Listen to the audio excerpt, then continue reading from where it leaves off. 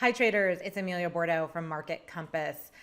Today I am going to take you through the employment report from the BLS. This is an important report because it's one of the most examined reports on Wall Street. And coming up, as was the case today, it's going to be an extremely important report to gauge the economy in the United States, which of course is now in a deep recession. So today it came out for the month of March. And I wanted to walk you through it. That'll be the first part of the video so you understand it and know where these numbers come from. And then the second part of the video will be taking a look at the market. So stick with me here. Some people don't know that I started my career at the Federal Reserve Board in Washington, D.C., and I worked in the International Finance Division there. But every economist at the Fed and every analyst there has a strong background in U.S. economics. And so that's where I first learned to look at a lot of the U.S. economic reports, and I continue that on Wall Street. And as I said, the employment report is one of the most examined reports on Wall Street. If you're thinking of working on Wall Street or just want to take a look at the numbers for yourself, they're all publicly available, and I'm going to quickly walk you through them so you have a better understanding of the release. So let's take a look now. Okay, I went to the Bureau of Labor Statistics website. It's a government website. It's www.bls.gov. And here we are at the Bureau of Labor Statistics Employment Situation Report for March 2020. That came out today, April 3rd. The employment report is always released on the first Friday of the month. So here we go. It was very terrible, very bad. Non-farm payroll employment fell by 701,000 in March. And the unemployment rate rose to 4.4% in March. So that is the biggest 1 month jump in the unemployment rate since January 1975 in the United States. That's before I was born. So this is the biggest jump in the unemployment rate in 1 month in my lifetime. So let's take a look at the chart here, chart 2.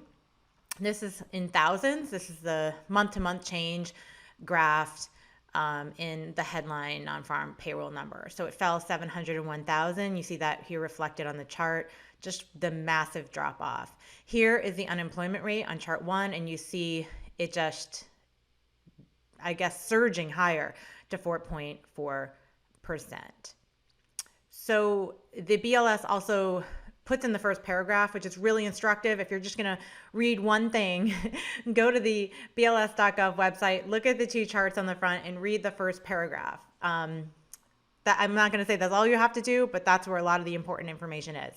So it tells you the headline, 701,000 down, the unemployment rate 4.4, and then it gives you some notes. Okay, so employment in leisure and hospitality fell by 459,000. So that's mainly in food services and drinking places, as of course, across the United States, most of the bars, restaurants are closed. Some are open for takeout, some are completely closed. Notable declines also occurred in healthcare, which is interesting, social assistance, professional and business services, retail trade, and also construction. So a lot around certain states and certain counties, construction work has been halted by the government, a mandate by the government, and also most retail stores across the country are also closed, depending on the state you live in. Okay, let's take a look at one of the notes on the front of the BLS website that the BLS put out, a Q&A on the COVID-19 pandemic and its impact on the employment situation for March 2020, the data. There's this kind of a Q&A and also a technical note. The first thing I wanted to tell you is that there's two surveys that make up the employment report each month. One is called the Household Survey, and one is called the Establishment Survey. And together, they are the employment report. So the Household Survey is a survey which determines the unemployment rate, that 4.4% this month, or for March. And the Establishment Survey is the survey that determines the headline payroll number, which was down 701,000 in the month of March. So the BLS has what they call a survey period, and that is what they term, it's a week in which they survey the jobs in the households and establishments. They call or they show up and they ask who's employed and for how long and for how many hours that week. And this is called the reference period. So when you hear analysts on TV or people on Twitter talking about what the reference period is, This is the week that the BLS surveys for both the household and the establishment surveys. And why is it important? The reference period is very important, and Wall Street pays a lot of attention to this because you want to know if there's an impact like COVID-19, the shutdowns, or maybe a hurricane, if that was captured in the survey period week or not. So you know what the data are reflecting. So the very first question in the PDF is, what is the reference period for the two surveys this month? So the BLS comes right out and they say, the household survey reference period is generally the calendar week that contains the 12th day of the month. In this case, it was March 8th through March the 14th. So these data for this employment survey is from March 8th to March 14th. They also note that up here, it's important to keep in mind that the survey reference period for both surveys predated many corona-related business and school closures in the second half of the month. Let me read that again.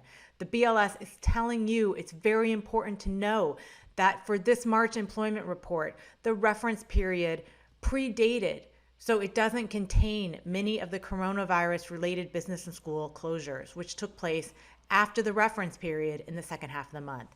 So that means, unfortunately, and very terribly, that this number for March is actually can be a little bit upwardly biased, which is insane because it was down 701,000 jobs.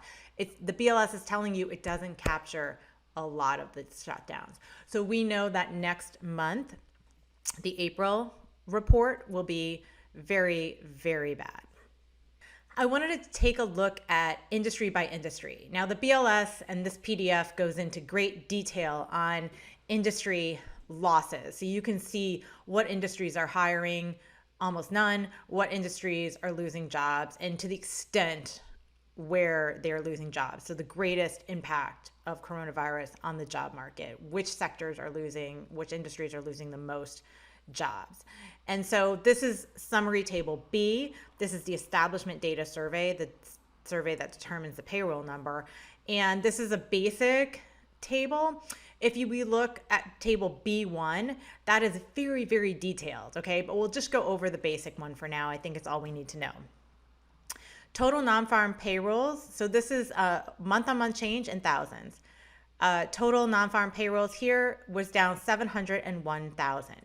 So then we break it down to the private sector and then the government sector, the public sector, government and private. So private payrolls were actually down 713,000, and then the government added 12,000 jobs to the economy. So plus 12,000 to negative 713,000 equals negative 701,000, which is how we get the headline number.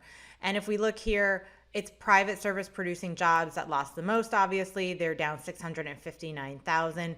And of that, leisure and hospitality jobs are down a whopping 459,000. So that includes restaurants and entertainment places, at bars, lounges, things like that. And we won't look at it here, but if you move to table B1, it will break down in terms of restaurants, in terms of entertainment, in terms of retail shops, everything, and you can look in even more detail.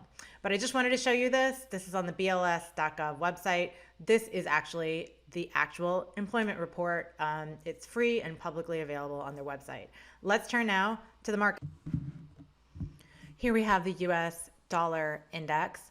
You can see that this vertical line is January 23rd, and that's when the first reported cases by the World Health Organization of COVID-19 were posted on their website. The dollar strengthened, the dollar's weakened, it strengthened, weakened, now it's strengthening again.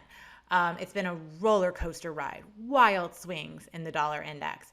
100 is a big, important resistance level topside, and we were below it, and we've busted right through again. We're at 100.79 right now.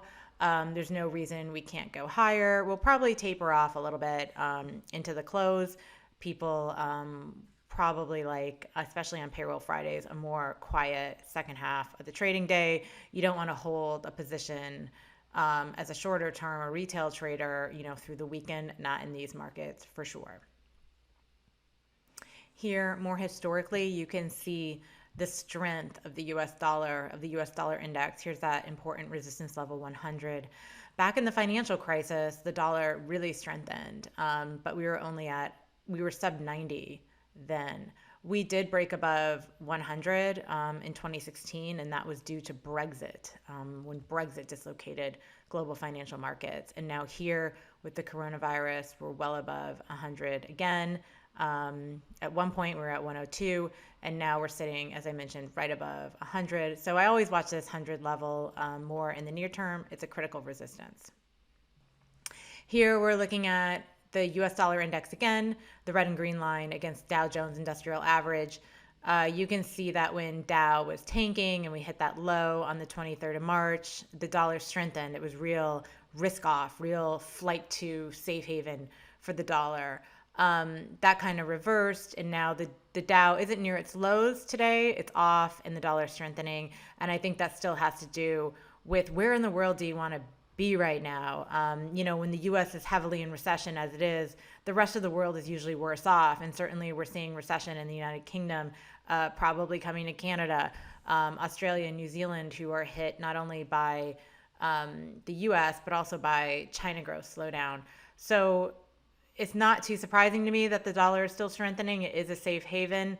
And, people aren't going to want to go into the weekend, as I said, short it. I just don't think so. Quickly here, we're looking at the VIX index, so volatility in the equity market, volatility in the S&P 500. And it has skyrocketed. You've seen me talk about this previously at 82.20 is the level that traders on the trading floor consider markets are getting pretty bad, pretty volatile. And we skyrocketed, blew right past that to 82 levels higher than in the financial crisis back in 2008 through 2011.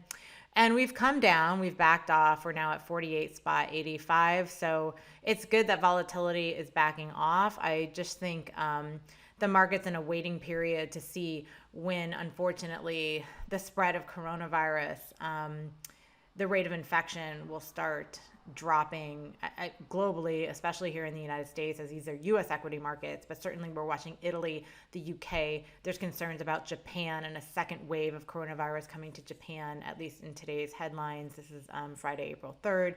And we're waiting certainly in New York City for, unfortunately, very sadly, the death toll to stabilize and move down, and also the infection rate to stabilize and move down, which is seemingly has not yet. Overnight, it was reported that New York City had the highest one-day death toll, and it's only April 3rd.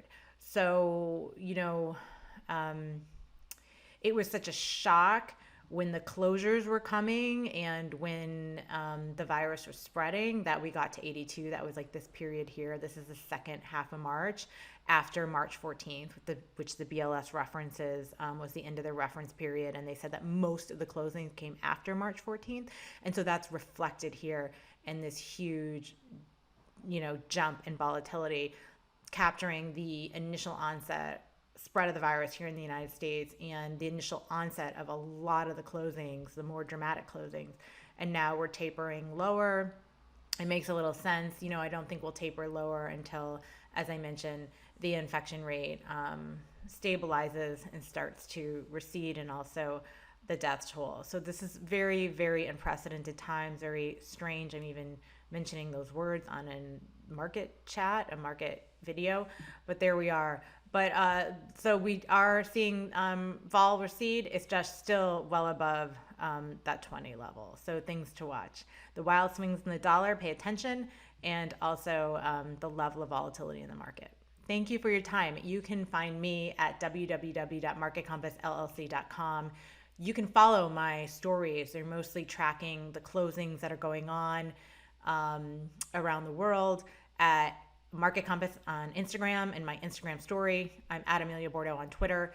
I have a monthly webinar held mid-month. It's coming up for April that goes over event risk and volatility in the market and how you can look for opportunities within that volatility. Please sign up. That's a paid subscription. That's on www.marketcompassllc.com /webinar.